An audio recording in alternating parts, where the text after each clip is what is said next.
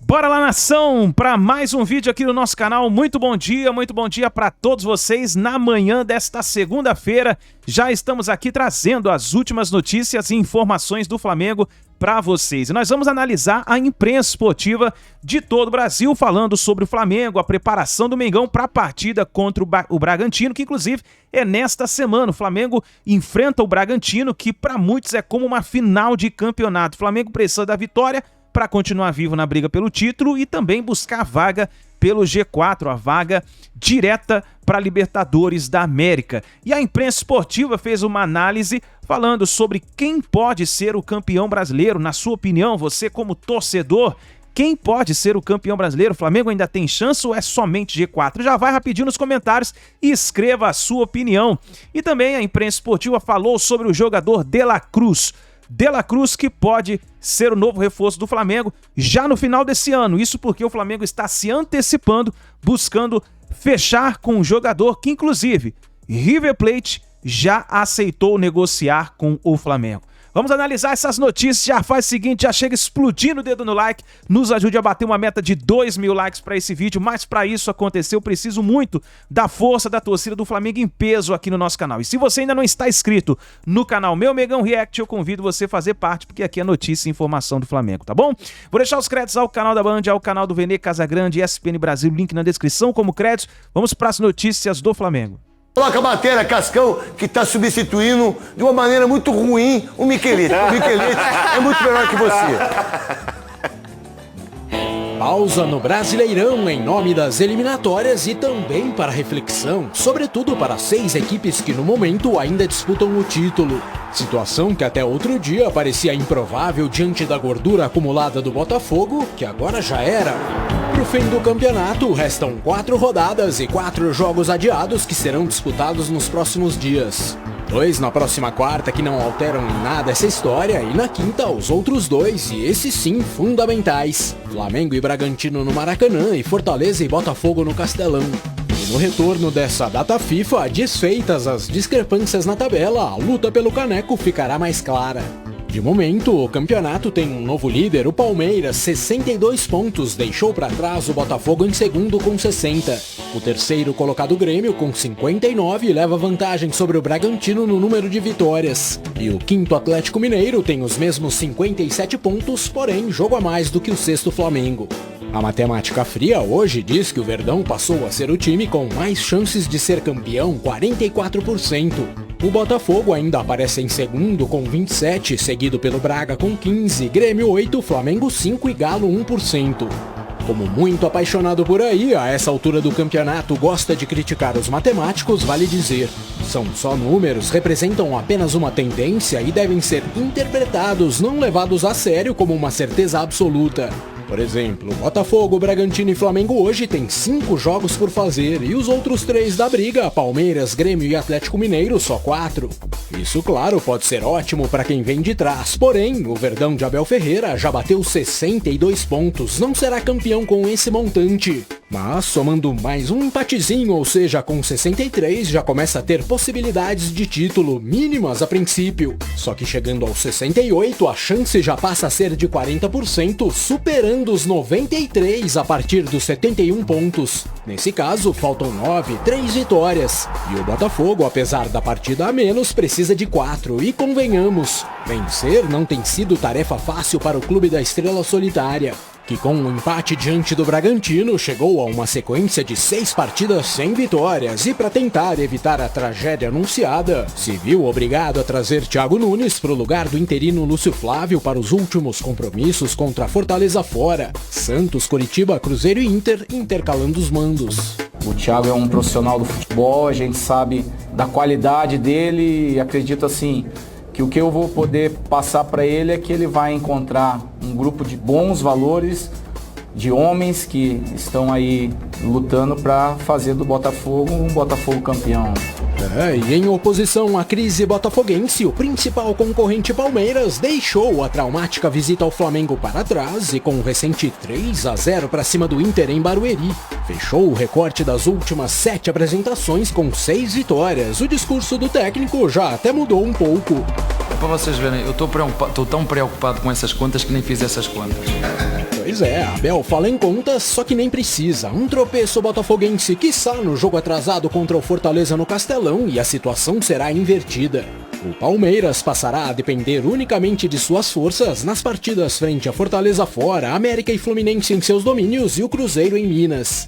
E foi nesse ponto que, com um recente empate no interior de São Paulo, no confronto direto com o agora vice-líder do campeonato, que o Bragantino viu as chances de título caírem de 22% para 15%. Não é um tema de dizer, não temos nada a perder. Não, nós temos é tudo a ganhar, que é completamente diferente. E nós dentro do grupo dizemos, vamos assumir, vamos fazer aquilo que falta fazer e aquilo que podemos fazer. Antes eram 540 minutos, agora são 540 menos 90. E daqui até ao fim, o que é que podemos fazer? O grupo de Pedro Caixinha, que antes do duelo só dependia de si, agora, além de conquistar os pontos das partidas contra Flamengo e Inter fora, Fortaleza e Curitiba em Bragança e Vasco no Rio, vai precisar também torcer por quedas dos 2 primeiros colocados, e o Grêmio idem. Tivesse batido o Corinthians na Arena, e o grupo de Renato Gaúcho seria hoje o líder do Brasileirão com os mesmos pontos do Palmeiras, mas vantagem no primeiro critério de desempate, uma vitória a mais. Como perdeu, as chances de título despencaram de 20% para 8%, restando os compromissos diante do Galo em Minas, Goiás e Vasco no Sul e o Fluminense no Rio. Vamos ver o que acontece nesses jogos atrasados dos adversários e ver o que acontece na próxima rodada. Tem muita coisa em jogo, já vi muita coisa acontecer no futebol, então vamos aguardar. Bom, levando em conta que com os empates no último fim de semana, Atlético Paranaense e Fluminense só por milagre chegariam aos 63 e 62 pontos respectivamente. Apenas mais 2 clubes ainda se dão ao direito de sonhar. Um deles é o Galo, já com chances reduzidas, apesar dos 2-1 frente ao Goiás. Agora, além de secar os rivais, seria necessária uma triunfante sequência nos 4 derradeiros jogos contra o Grêmio em casa, o Flamengo fora, São Paulo em BH e Bahia na Fonte Nova. A gente vai sonhar à medida que a gente conseguir vencer os adversários. Já as possibilidades do Flamengo são ligeiramente maiores, porque das 5 partidas restantes, 3 são em casa, Bragantino, Galo e Cuiabá, além do América e do São Paulo fora. Mas é inegável, o gol de empate de Ione Gonzalez no 1-1 com o Flu logo após o intervalo pode ter sido decisivo na falta de sorte do rubro-negro no desfecho da competição. Se tivesse invertido o primeiro tempo para segundo, com todo ficaria uma sensação de poder ter vencido o jogo pelo desempenho que a equipe teve. Nós ficamos com essa sensação assim do mais em função não do desempenho, mas do resultado. E portanto é isso, reta final de Brasileirão, 6 times ainda com chances de título, Palmeiras na frente, Botafogo dependendo apenas de si e os demais correndo por fora. Pra você, quem tá mais próximo desse título, grande Leandro, você tá numa fase incrível, hein? Você tá de bem demais, irmão. Tá muito bem. Eu vejo o Palmeiras hoje com a mão na taça. Apesar que o Flamengo corre por fora. O Flamengo, dos 5 jogos, se eu não me engano, 4 praticamente é no Rio, porque um jogo do América, vai para Minas Rio lá. E um em Uberlândia, contra o América. Então, o lugar bom que é Uberlândia. E o Flamengo cresceu demais, com o time. Verdade, ele acertou o time. Acertou o time, conta com o seu torcedor, a massa empurra, mas o Palmeiras podia estar um pouco mais na frente, sabe? Porque no meio da competição, o Abel deu uma largada. Por conta da Libertadores, teve jogos que ele podia ter colocado os caras, não colocou. Aí uma ideia dele. Depois passou aquela fase que é normal dos jogadores, não tá rendendo bom futebol. Depois o luto da eliminação. Uns saíram do time e estão voltando agora de novo. Mas pelos os adversários que o Palmeiras tem, eu acho que o Palmeiras tá com a mão na taça. Eu vou perguntar pra Marília, depois pro Navarro. Os caras deixaram o Palmeiras ganhar o título. Ou vão deixar o Palmeiras ganhar o título. Porque o Flamengo com o Jorge Sampaoli deixou. O Botafogo com Bruno Lage deixou. O Flávio, Bruno Lage, Lúcio Flávio. 5 treinadores para ser campeão também é difícil. Não dá. O que você pensa, Marília? Eu acho que não vai ser impossível você contar a história do campeonato de 2023, assim como foi o de 2009, sem contar que o Palmeiras entregou o título na mão de alguém. Na época o Palmeiras tinha lá não sei quantos mil pontos na frente, no final o Flamengo foi campeão. E agora vai ser impossível não contar. Era uma vez o Botafogo morreu e o time tal foi campeão. Não tira os méritos, você conta os pontos corridos e esse time vai ter feito mais pontos, mas é um campeonato de pontos corridos muito diferente do que a gente está acostumado. A gente não viu até agora, a não ser em 2009, e o Grêmio um pouquinho em 2008, quando você estava lá, né? Também perdeu uma vantagem para o São Paulo. Esse é muito incomum. A questão do Palmeiras, eu acho que o Leandro tem razão. O Palmeiras podia estar mais na frente agora, porque o Palmeiras saiu da Copa. Já tinha ganhado o título, não, eu acho. Porque não é só largar o campeonato. Aqui. Porque em outras temporadas, a gente pode falar, as Copas atrapalharam o Palmeiras. O Palmeiras caiu da Copa do Brasil na primeira semana de julho. Isso. E ele ficou com a Libertadores, que deste ano, mais alongada, teve um mata-mata por mês. Quais são as novidades que você traz nessa entrevista exclusiva que você fez com o Rodolfo Landim? Eu procurei primeiro com um argumento bom, que foi uma apuração do Fabrício Kika, que é o cara que mais entende de estádios no Brasil, entre os brasileiros, digamos assim, até porque ele não mora no Brasil, mas é brasileiro. E ele conseguiu a informação de que, ao contrário do que se falava, o terreno do gasômetro que o Flamengo pretende não pertence a um fundo de pensão, mas é um fundo de investimento. Isso muda um pouco a questão da tentativa de aquisição, de compra do terreno. E de posse dessa informação que o Kika apurou, eu procurei o presidente do Flamengo e falei, olha, tem essa informação aqui, gostaria de saber mais detalhes, se isso muda para o Flamengo alguma coisa. Ele falou, olha, eu não tenho como falar isso aqui no WhatsApp, né? Por WhatsApp, preciso falar por telefone, que é uma coisa muito difícil de explicar escrevendo. Marcamos um horário e ele me deu uma entrevista, foi no feriado agora, quarta-feira, 1h15, 16 minutos. E na entrevista ele fala que o Flamengo pretende conseguir o terreno, o Flamengo tem uma estratégia que a gente explica na entrevista, né, para tentar conseguir o terreno por um preço o menor possível. Não é um terreno público, é bom deixar isso claro. A Caixa é a gestora do fundo, mas o terreno não é público, ele tem os seus proprietários. A ideia aí tem a questão polêmica, que não cabe a mim ali debater com ele, os imbecis não entendem isso, cabe a mim tirar a informação. E ele fala que quer vender o Flamengo numa SAF parcial, né, 20%, 25%, como aconteceu com o Bayern de Munique, para viabilizar a compra. Muita gente acha que não é preciso, que o Flamengo pode levantar esse dinheiro de outras formas, né? E fala também que é contra o sócio torcedor votando, até outros assuntos acabaram entrando. Então a entrevista é muito rica de informações e que normalmente ele não fala. Porque ele fala com você? Talvez porque eu seja um cara com credibilidade desse negócio que outros não são, né? Então mesmo criticando bastante o Landim, já critiquei inúmeras vezes, né? Ele vai e fala, porque é assim que tem que ser, gente. Ou vocês querem o quê? O jornalista que critica o personagem, ele não fala, né? Só com os que agradam ele? Não. E nisso ele vai bem.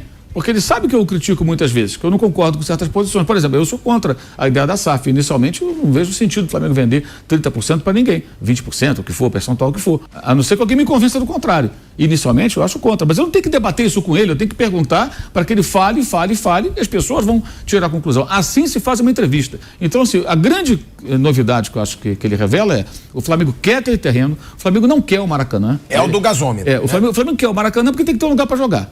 Então o Flamengo quer ficar com o Maracanã. Mas a longo prazo a ideia é... Até o Flamengo conseguir o terreno construir, tudo 5, 6 anos. Então teria que ter o Maracanã para poder continuar jogando no Maracanã. Mas o Flamengo não tem, pelo menos na gestão do atual presidente, a intenção de ficar para sempre com o Maracanã e esquecer o estádio. Eles querem fazer o estádio, o terreno é o do gasômetro, ele explica por quê, a questão da localização, vários meios de transporte interligados ali com o Terminal Gentileza, que é uma obra da prefeitura que está em andamento. Aí ele fala também que a ideia, não tem projeto, não tem nada ainda, não tem nenhum terreno. Depois do terreno você faz o projeto, né? Ele fala da intenção de fato de ter um local mais popular e valorizar o cara pela assiduidade, o cara que vai sempre. E ainda fala assim, o dinheiro grande, né? O dinheiro grande, no caso, vai vir do cara que vai comprar camarote, as empresas que vão ter espaços mais nobres ali, digamos assim, mais requintados para os seus convidados e tal, e que vão pagar caro por isso, como acontece nos grandes estádios do mundo, né? Aí ele cita amplamente a questão do Bayern de Munique, ele esteve lá na Alemanha, ele se inspira muito no modelo que o Bayern utilizou para... Não vai ser igual ao do Palmeiras, por exemplo, entrar uma empresa sozinha... E ele rejeita veementemente ter um parceiro no estádio. Ele admite vender um percentual do futebol do Flamengo como SAF, um percentual minoritário. O Flamengo continuaria tendo... O Vasco agora, o Pedrinho foi eleito presidente. O Vasco tem 30% da SAF do futebol. Então o Vasco, ele não manda. Quem manda é a 777, que está lá os 70%. A ideia dele, que ele apresenta, é fazer uma SAF do futebol, mas vender um percentual menor, digamos 20, 25, como o Bayern. E aí você teria ainda o controle do futebol. E esse investidor, ele passa a ser o dono de parte do futebol do Flamengo, com os dividendos que aquilo possa gerar, né?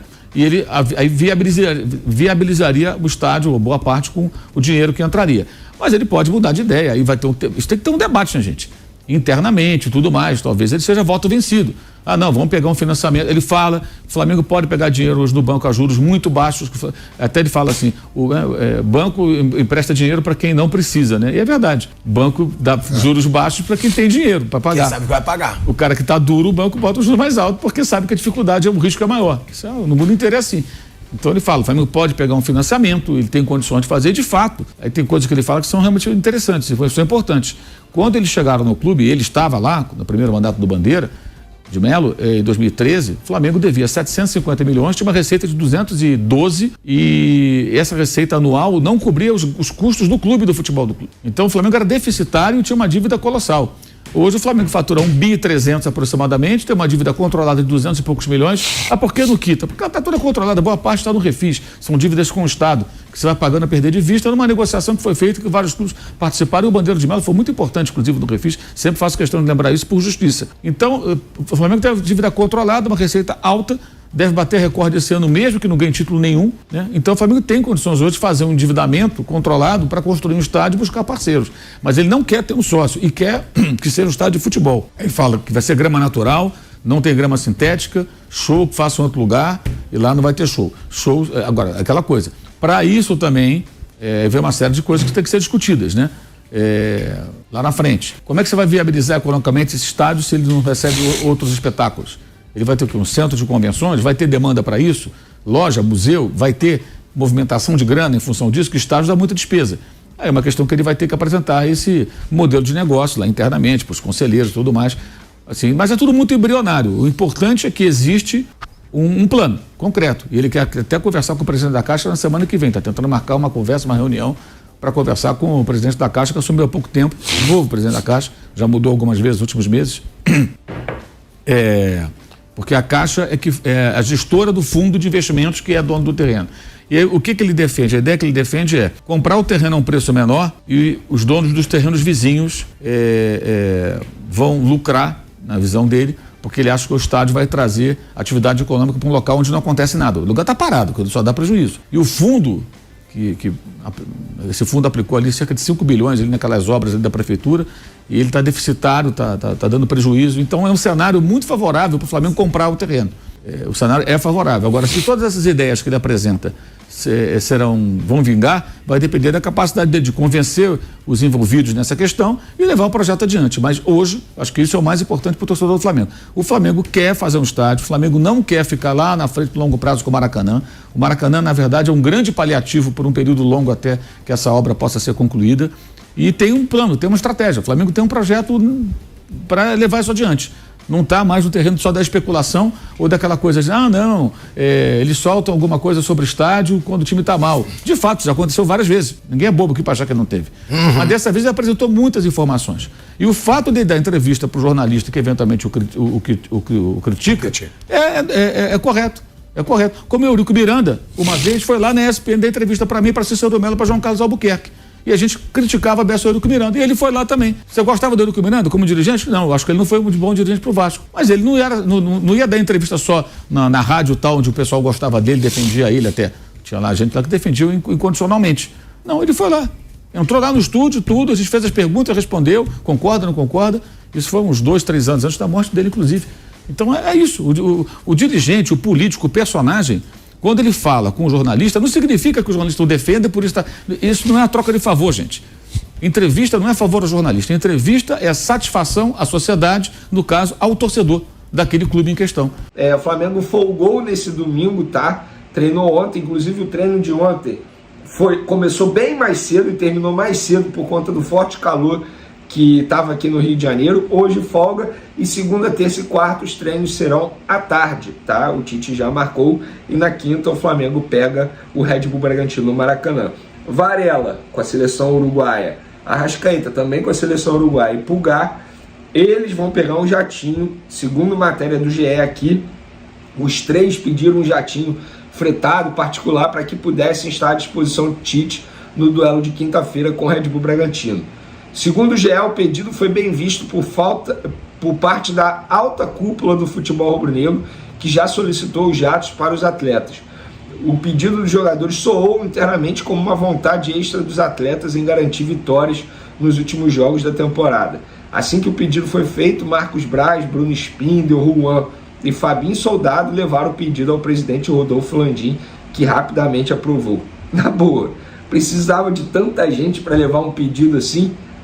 Ou querem justificar o alto salário que Juan tem, que Fabinho tem? Não precisava, né, gente, de tanta gente assim, né?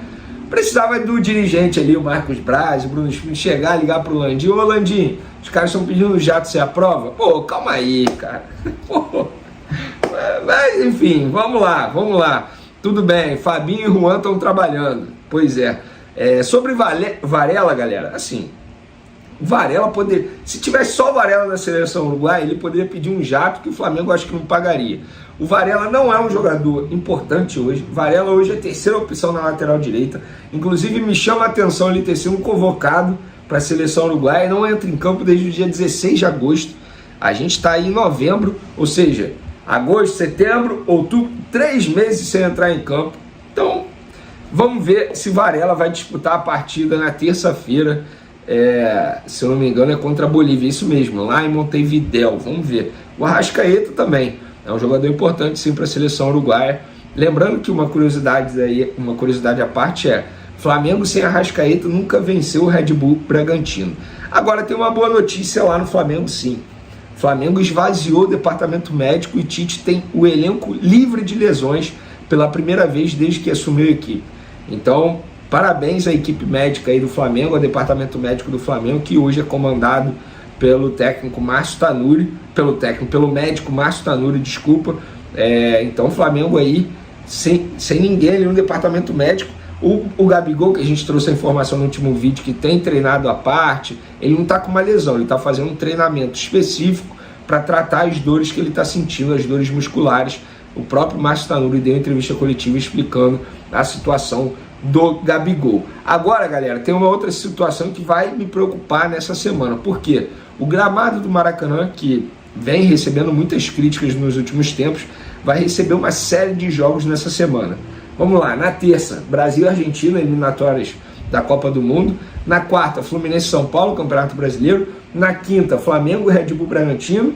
Na sexta, folga. E no sábado, Fluminense e Curitiba. Então, em 5 dias, cara, serão 4 jogos. Não há gramado que aguente. A verdade é essa. Então a gente já pode esperar um gramado aí fraco no jogo do Flamengo e Red Bull Bragantino e pior ainda no jogo do Fluminense e Curitiba. Ainda tem um fator natureza que conta, galera. O calor que faz no Rio de Janeiro, embora hoje tenha chovido, amanhã a previsão de chuva, mas isso atrapalha muito a conservação do bom gramado. Do gramado natural, obviamente. Lembrando que o Flamengo é totalmente contra grama sintética, tanto é que o Flamengo fez postagens aí mostrando a temperatura da grama sintética no forte calor. Enfim, o Flamengo é contra. O Flamengo é contra a grama sintética. Inclusive o próprio Diogo Lemos, que faz parte do membro do Conselho de Futebol do Flamengo, publicou nas redes sociais que está na hora de um debate mais amplo, que nas principais ligas a grama sintética é proibida. Isso é um bom debate, porque quanto mais tem gente criticando, mais tem clube aderindo à grama sintética. O primeiro foi o Palmeiras, o Atlético Paranaense, enfim, agora tem o Botafogo. Mais gente pensa em colocar, mais clube pensa em colocar grama sintética. A ver se esse debate será feito em um futuro próximo. Mudando de assunto, vamos para mercado de transferência agora, galera, porque lá na Argentina, a imprensa, o jornal TYC Sport, que é um jornal que costuma ter muita credibilidade, repercutiu a negociação do Flamengo pelo meia De La Cruz novamente. A imprensa argentina, no caso TYC Sport, diz que se o Flamengo de fato chegar com os 16 milhões de dólares, que é o valor da multa rescisória, o River aceitará negociar a forma de pagamento. Mas, Vene, se o Flamengo chegasse a 16 milhões de dólares, não tinha que negociar. Não, tem que negociar porque, teoricamente, a multa rescisória tem que ser paga de maneira à vista. Algo que o Flamengo não quer fazer. Por conta disso, ainda não pagou a multa rescisória. Porque se a gente for botar na ponta do lápis, galera, o De La Cruz ele vale 16 milhões de dólares, que dá em torno aí de 75, 76 milhões de reais. Ele vale. A questão do Flamengo não tem como, pelo fluxo de caixa, a parte de finanças não permite que o Flamengo pague à vista ao River Plate o valor de 16 milhões de dólares. À vista não dá. Se o River Plate quiser negociar, o Flamengo faz. E a imprensa argentina diz justamente isso. Se o Flamengo ligar e falar assim, ó, a gente aceita pagar os 16 milhões de dólares, e aí o River Plate toparia negociar a forma de pagamento. É isso que a imprensa argentina diz. Lembrando que, segundo a imprensa argentina também, e é algo que a gente já noticiou bastante, o River Plate ele tem 50%, né, do passe do jogador. Então não seria o valor inteiro, o valor integral da negociação para o River Plate. Isso é mais um fator que pesa contra o Flamengo, porque isso dificulta ainda mais a vida do Flamengo na negociação, porque o River Plate, por ter apenas, entre aspas, 50%, faz muito jogo duro. Se tivesse 100%, era capaz de ter facilitado a vida do Flamengo até mesmo na última janela de transferência. Para finalizar nosso vídeo aqui, galera, uma informação de mercado da bola, porque muita gente me mandou mensagem perguntando do Joaquim dos Santos, se está negociando com o Flamengo, se está na mira do Flamengo. O que eu ouvi lá no Flamengo abre aspas, mais um nome que foi nos oferecido e ponto. E ponto. Só isso. Foi isso que a pessoa me respondeu. E aí o Joaquim, que fez até um gol no Flamengo recentemente, tem contrato com o Santos até 2026. Pelo visto, os empresários estão trabalhando para tentar tirar o Joaquim do Santos, mesmo ele tendo um contrato longo com a equipe paulista. Então tá aí, nação, essas foram as últimas informações do Flamengo. Então a expectativa é que o Maracanã esteja lotado na partida contra o Bragantino nesta quinta-feira, no dia 23. O Flamengo vai jogar no Maracanã contra o Bragantino e a expectativa é de Maraca lotado. E o Flamengo vai buscar essa vitória contra o Bragantino, né? Que inclusive, como nós vimos aí os comentaristas falando, vai tentar trazer os jogadores que estão na data FIFA, jogando pelas suas seleções, vai tentar trazer de uma forma mais rápida para que eles possam jogar, então, essa partida contra o Bragantino. E um detalhe importante é o seguinte, o técnico Tite jamais perdeu para o Bragantino, né? O foco total para a partida contra o Bragantino, que é na próxima quinta-feira, o Tite jamais perdeu um jogo para o time paulista. Em 5 confrontos, quando comandava, por exemplo, o Corinthians, o técnico venceu uma vez e empatou outras 4, né? E os próximos dias do Flamengo, por exemplo, deu folga nesse domingo para os jogadores e hoje, na segunda-feira, já começa os treinos do Flamengo. Na terça-feira também tem treino, na quarta-feira treino e na quinta-feira é o jogo contra o Bragantino às 9h30 da noite. Esse é o calendário do Mengão. Então é isso daí, nação. Vamos ver o que vai acontecer nessa partida, qual vai ser a escalação do técnico Tite, que inclusive teve a volta de alguns jogadores como o Alan e também o Davi Luiz. Vamos ver o que vai acontecer. Nação, deixe o seu like, se inscreva no canal, ative o sino das notificações. Fica ligado no nosso canal, porque hoje terá bastante informações e notícias do Mengão para vocês, tá bom? Um grande abraço, um muito bom dia e a gente se vê no próximo vídeo.